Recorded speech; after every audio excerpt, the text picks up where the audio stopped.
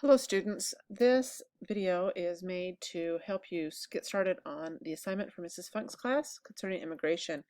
Immigration is something that you're studying as part of your U.S. history class, but this is a hot button issue right now. This news report that you're seeing on the screen right now is from a year ago. You can see almost exactly a year ago, but we still have troubles with immigration, and this particular news article was a man that is a U.S. citizen, but because he has a quote different name and because he's brown, um, he was attacked and said, "Go back to your country." And this particular report was like, "Yeah, I'm from Chicago, so that's my country." So we want you to do some thinking about immigration and about how it relates to you. So everybody in this country is an immigrant, except for maybe a few people that are descendants of Native Americans. And even then, I'm pretty sure that they've intermarried and that you would be partially an immigrant. So we're all from somewhere, and I think we forget that. And sometimes it's from just one generation back, or just maybe it's even in your household that you are immigrants. And we want to decide who in your household or in your family tree was an immigrant. There are lots of different places you can find this information out. I will be honest with you, the best place to find out the information that we're going to ask for today is to talk to your parents and talk to your grandparents. Mrs. Funk commented that she would have a hard time with this assignment. So it does take some thinking and some talking, and that's going to be the hardest part, is that you need to reach out and do your own individual research. This one on the left here is the passenger search from Ellis Island, and I did find some cool stuff about my grandma there, and I'm going to share that with you in a minute. So here's a quick video. Let me make sure it works if I get it going. Exist without immigration. Like, I literally wouldn't be here. My life would never have happened. My great-grandpappy fled Poland during the rise of anti-Semitism and moved to New York. He didn't know how to speak English, but he knew how to work hard. He was able to build a strong family and a strong family business. My mom hadn't graduated high school when she arrived, but she worked hard to learn English, and although it wasn't easy, she eventually became the first college graduate in our family. I wouldn't be here if it weren't for immigrants like my grandfather, John, whose family came to America in 1924 with no money, couldn't speak English, and no skills. My grandfather taught himself to be an engineer, got a lifelong career at Bell Labs, was a decorated war veteran, and taught multiple generations the value of hard work and a commitment to the USA. When I think about immigration in my history, I think about how much bravery and hard work it took to come here. This country remains a beacon of hope for people all over the world who are trying to escape poverty, crime, persecution. And whenever I think about him and his legacy, I think about American exceptionalism. Because where else in this world can people come from absolutely nothing and build everything out of their wildest dreams, except here? That's what makes us exceptional. So we are asking you to find out who in your family tree is an immigrant. And there are probably several, because if you go back far enough, everyone was on your family tree. I suggest that you find the closest person, or the one that you can at least find the most information about. And requirement number one is just to either, as I did here, do a screen grab or sketch it out. You can draw out just a little family tree explaining who this person is to you. So as you can see, this is me, and the immigrant that I am reporting on is my father's mother. So if you don't know, and if you do have access to a family tree, you can click on them and it will say, oh, that this person was born in, for example, my grandmother was born in Denmark and she died here in Logan. So I know that she was an immigrant. On the other hand, the man she married was born here in Logan and died in Logan. So obviously he is not the immigrant. So requirement number one, identify your immigrant and explain or sketch out how they are related to you. Okay. Requirement number two is a picture. Now this might be super, super hard. This is a real picture of my grandma, Agnes Marie Peterson Hansen, obviously on her wedding day, or maybe not so obvious. But we realize that some of you will have a really hard time with that. So what you can do is we want somebody who would look like her. So like typical of that time. So if you weren't able to find an actual picture, I would Google Danish woman born in 1887 or something like that. And I did that, and you will be proud to know. And when I did that, Googling Danish woman from the 1800s, this is the picture I got. Now, really, truly, that's pretty good. That kind of looks, the same type of dress. That's what a typical Danish immigrant would have looked like. This problem came up before when somebody needed a picture of like a Samoan in the year 1800. Well, there was no cameras in Samoa in those years, or unless they had already immigrated. And so if you Google and kind of get a sense of what your person might have looked like, that's just fine too. So a real picture would be awesome, but a almost picture is good too. And that's part of requirement number 2. Okay, requirement number 3 is to say, where did this person come from?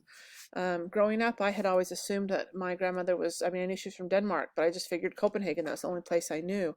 And for this project, I looked up the birthplace that was listed on her records, and I found out that it's just this dinky town that's still a dinky town way up in northern Denmark. And that kind of changed the way I thought of her.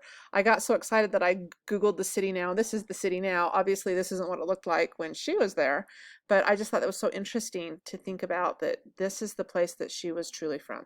So we need to know where she was from and where they came to. Now I threw in a little bit of extra stuff here. This is what the thing I found on the Ellis Island search engine. I typed in my grandmother's name and the approximate date of her sailing, and I found the exact one. She arrived at Ellis Island on October 18th in 1909, and it had the picture of the ship. And again, that just made me think, oh my goodness, I know she was super poor, so she was probably way down here in steerage and everything, but it just brings these people more to life. My grandmother did not speak English, obviously, when she sailed here. But you know what? She never spoke English well, my dad said. And today, when we look at immigrants and are critical of them, we're like, oh, just learn English. Oh my goodness. Well, no, my grandma was unable to learn English because she was too busy taking care of kids. So she, like modern immigrants in many cases, struggle with education and with getting a job, because if you don't speak the language, it is extra hard to get the job. And that's our goal here. We want you to have some compassion for immigrants today, because you are the product of immigration as well. So again, another extra thing I found, this is what Ellis Island looked like in 1909. It has gone through several iterations and architectural changes, but this is what it looked like, and this is what my grandmother would have seen as she sailed into the New York harbor. She came with her sister, so maybe it wasn't so scary, and I bet her ship had lots of Danish immigrants on it, but she was alone and she was scared, and this is what she saw. This is all part of requirement number 4. I also Googled, because I always knew that Grandma had traveled by train and had trained all the way into Benson, into Cache Junction on the west side of our valley. And so I looked and I wanted to see what it would have looked like. And again, she arrived in 1909 to Ellis Island, and she came immediately on the train. So this is a whole year later, but I thought this photo was really cool that I found on the internet, and it was scratched with 1910. So this is pretty much what it would have looked like when Grandma pulled into Cache Junction. Again, part of requirement number 4. And this is where she came to. So it's pretty boring. There's the map. She came to Cache County. And I have a little bit of explanation here. You have one bit of writing assignment for this, and it's just kind of one paragraph. This is not the paragraph. I was just kind of explaining it. Here comes the paragraph. Nope, not quite. This is also where she came to. So this is part of requirement 4. This photo is 1910 again. It actually couldn't have been 1910 because this woman died. This was the first wife of my grandfather, and she died when she was giving birth to child number 6. And so leaving my grandfather as a widower and a parent of 5 children. He did give the baby away because he didn't feel like he could take care of that brand new baby. So it was him and 5 children. Some of those little ones in dresses are boys, but obviously they couldn't help much on the farm. And this is a farm in College Ward today. So here's the paragraph. This is part of requirement number 5. And one of the requirements is to draw a connection to why your family member immigrated that is similar to all those reasons that we know people immigrated. In the video I showed you at the first of this, it talked about that people were fleeing persecution, or there was poverty, or there was violence, and those are the same reasons that people immigrate now. And we see that and we think, oh, just put up with it. But you know, my grandma didn't. She was fleeing something too. So anyway, here's the paragraph. My grandmother Agnes came to America as a Mormon convert.